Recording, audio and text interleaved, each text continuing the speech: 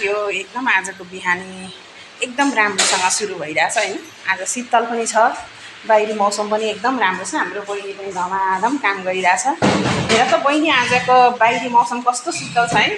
म रागिनी भएपछि शीतल हुन्छ कि हुँदैन भन त हैन। हुन्छ हुन्छ म छु नि त, त्यही भएर शीतल छ क्या आज मौसम। अब रागिनी चिसो भन्छन् हैन, अब त्यही भएर होला क्या चिसो छ मौसमै। जहाँ म छु अनि त्यहाँ चिसो नहुने त कुरै भएन नि त। अब म फेरि कहिले रिसाउँदिनँ क्या, मलाई रिस भने पटक्कै उठ्दैन। अब किनभने म रिसाउँदिनँ नि त, मलाई रिस भन्ने के हो मलाई अहिलेसम्म थाहा छैन। म त जहिले पनि एकदम ह्याप्पी हो नि त, खुसी हो हैन, जिस्काउँछु सबैलाई है, सबैसँग रेला गर्छु। म त्यस्तो रिसाउँदिनँ, म त्यसै पनि कुल छु क्या, एकदम चिसो छु। अनि त्यही भएर रागिनी चिसो भन्छ नि, म चिसै छु। दही यहाँ बट्टा छ कि, बट्टामा राख न। हेर्नु न यो अँधेरो आइरहेछ क्या, क्यामेरा मेरो त फेरि आइफोन आमामामा भनेर साध्यै छैन। कम त महँगो छैन, कहिले किन्नु साथी हो। यहाँ बट्टा छैन, यहाँ बट्टामा राख्न ल दही। अनि त्यो पानीमा राख्नुपर्छ ल, किनभने हाम्रो यो अस्तिको दिनदेखि फ्रिज बिग्रिरहेछ हो।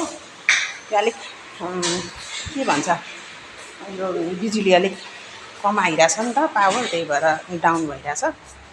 अनि त्यसैले दही हामी बट्टामा राखेर पानीमा डुबाउँछौँ क्या। हेर्नु न बाहिरको मौसम कस्तो राम्रो छ, कस्तो शीतल सरर मौसम भइरहेछ, आनन्द छ दियोस्।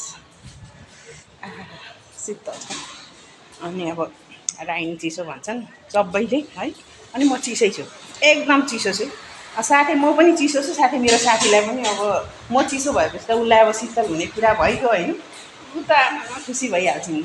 त्यही भएर उसले मलाई छोड्नै मान्दैन क्या एकदम। म कहिले रिसाउँछु बहिनी भन त, म कहिले रिसाउँदिनँ नि, जहिले ह्याप्पी हो, जहिले खुसी हो है। अब हो पनि हो भन्दैन हो, ए देख्नुभयो नि, म कहिले रिसाउँदिनँ क्या, म जहिले खुसी हुन्छु।